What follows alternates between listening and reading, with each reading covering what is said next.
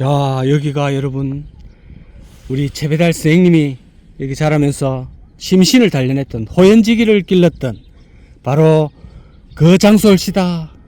네, 저 앞으로 저기는 호남선이 지금 지나가고 있습니다. 자, 저도 여기서 조금 수도 당수를 좀 하겠습니다. 여기서 하면 좀 잘 되려나? 자, 오늘 이곳은 호남선이 지나가는 전북하고도 김제평야를 바라보고 앉아있는 조용한 와룡마을 대시올시다. 용이 그냥 누워있다 이 말이지요. 안녕하십니까, 강호발 인사드립니다. 이곳은 무도계의 전설, 한국이 나온 불세출의 무도인 바람에 빠있던 최배달 본명 최영희 선생님의 생가터에 찾아왔습니다. 좋아요와 구독은 동포에 대한 사랑입니다.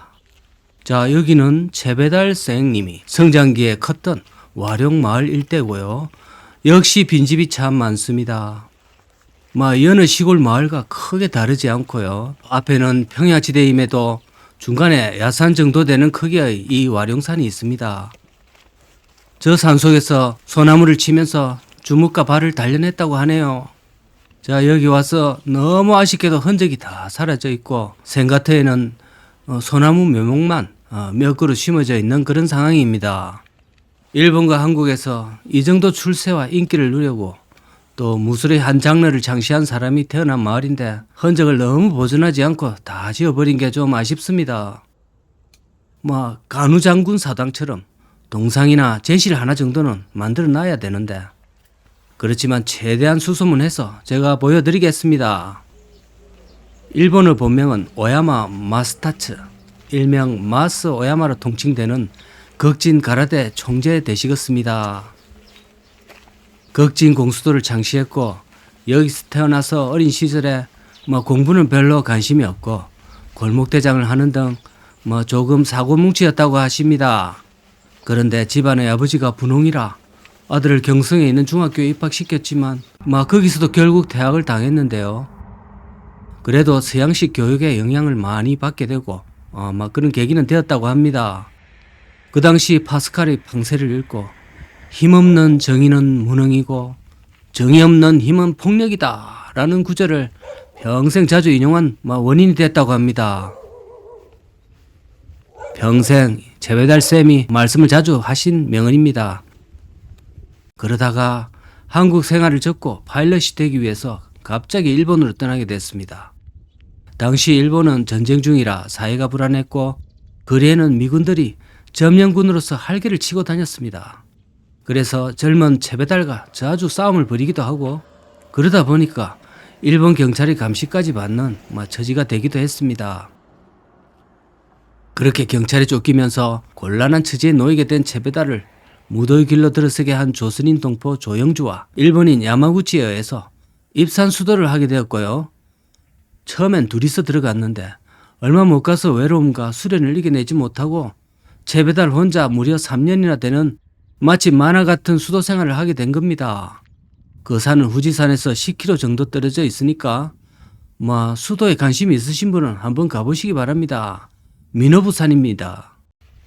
자, 이 기간 동안 일어났던 일, 외로움에 하산 충동을 이겨내지 못해서 눈썹을 번갈아 한쪽씩 밀고 자연석을 깨고 얼음을 깨고 물속에 들어가는 등 그 기행의 시간을 보냈다고 합니다. 이 부분은 배우 양동근이 주연한 영화 바람의 파이터에 잘 나와 있으니 그 영화를 한번 잘 감상하시길 권합니다. 그렇게 수도를 마치고 전 일본을 돌면서 소위 도장깨기라는 일본식 전통을 실천하게 됐는데요. 거의 대부분의 가라데 도장들이 최배달 앞에 나가떨어지게 되고 언론의 주목을 받게 됩니다. 그러다 보니까 복수를 하고자 하는 일본 무도가들의 공공의 적이 되기도 하는데요. 그야말로 인생 자체가 한편의 영화입니다. 자, 여기 길 끝에, 이 길 끝에 보이는 약간 언덕같이 생긴 여기가 생가터입니다. 지금 집은 다 사라졌는데요. 저곳에 집이 있었습니다. 선생님의 집이 저곳에 있고 바로 옆에 저 소나무밭. 그때도 소나무가 있었는지는 잘 모르겠습니다만 약간의 가장도 있었겠지만 전체적인 줄거리는 이렇게 흘러간 거죠.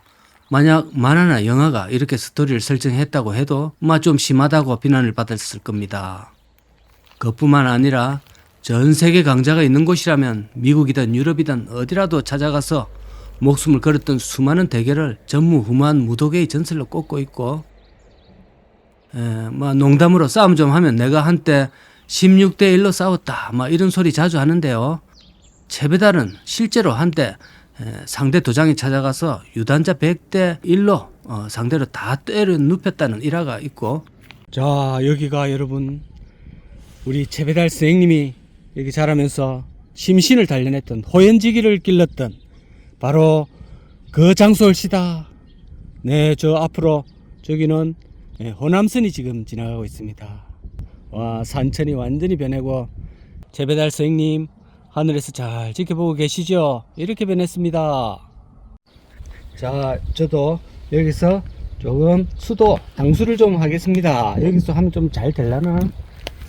좀 강해지 보겠습니다.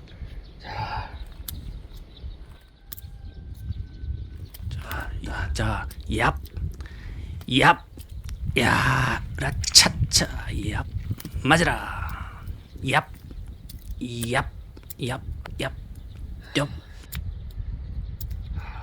지금도 극진 가라데 도장에는 그때 그 사실을 기념해서 100대 1의 전통이 남아 있다고 합니다. 제가 채배달 선생님을 최초로 알게 된 계기는 어릴 때 고영쌤의 연재만화 대야망을 통해서이고요. 그 후에 시간이 한참 흘러서 바람의 파이터라는 일간지에 연재된 만화를 통해서 한때 그 유행을 불러일으켰습니다. 그 외에도 공수도 바보 일대, 또 투혼 등으로 선생의 일대기를 그린 만화가 수없이 많이 출판이 되었습니다. 이것을 보더라도 일본인 청소년이 제일 좋아하는 영웅 10걸 중에 우리 조선 출신의 채배달 쌤이 당당히 상위권에 랭크되는 것으로 알고 있습니다. 그 중에는 일본인 최고의 검객 미야모토 무사시가 포함된다고 합니다. 미야모토 무사시는 참고로 일본 사람에게는 거의 신이나 다름없는 존재입니다. 저도 학창 시절에 만화방에서 하루 종일 쭈그려 앉아서 본 거 또 보고 하면서 제2의 채배달이 되어보겠다고 상당히 깝죽댔던 기억이 있습니다. 딴 놈들은 이소룡에 미치있을 때 저는 오직 채배달을 한 사람만 믿었습니다. 아마 채배달이 최고다, 아니면 이소룡이 최고다, 이런 걸로 또 애들끼리 싸우고 그랬거든요. 요즘 애들은 뭘로 싸울까요? 또 어느 놈은 갑자기 나타나가지고 싸움은 다 필요 없고 시라소니가 최고다 이런 놈들도 있었습니다. 큰 대로변의 이야기는 이렇게 화려하고 영웅 일대기로 아우라가 빛나고 있지만, 자, 들여다보면 모든 이는 그도 울고 웃는 사람이고, 자, 그늘도 있는 것이 우리 인생의 인지상정이지요. 비교적 좀 이른 나이에 선생은 병을 얻어 떠나게 되셨는데 70세 무렵에 시한부 선고를 받게 되는데요. 남들과 다를 바 없이 10년 정도 더 살았으면 남은 집필 작업도 마무리하겠는데 등의 아쉬운 심경을 주치의한테 자주 내비쳤다고 합니다. 그리고 한국에 있는 아들의 증언에 의하면 한국에 아들이 3명 정도 있습니다. 초인의 모습에 가까운 모습으로 항상 비춰진 이 선생의 평소의 모습과는 달리 집에만 오면 허리가 아프다, 손목이 안 좋다, 다리를 주물러라 이렇듯 아프단 소리가 입에서 떠나지 않았다고 합니다. 오죽하면 부인이 마사지를 배우러 다닐 정도로 아픈 데가 많았다고 하거든요. 자, 맨날 평생을 단단한 것을 주먹으로 치고 발로 차고 하니까 나이가 드니 관절염과 그 부작용이 생긴 것으로 추정이 됩니다. 그래서 제가 좀 전에 당수를 살살 친 겁니다. 저도 세게 할 수 있지만 사례를 이미 알고 있기 때문에 제가 살살 한 겁니다.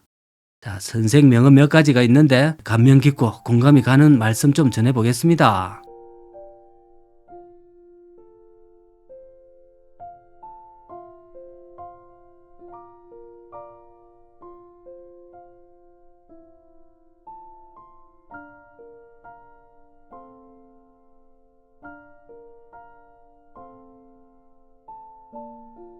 오늘은 저의 어린 시절 영웅이고 여러분들의 마음속에도 남자라면 영웅이었을 고 최배달 선생님의 생가터와 생가마을에 한번 찾아왔습니다. 자, 어린 시절의 추억에 머무는 시간을 한번 가져보시길 바랍니다. 감사합니다.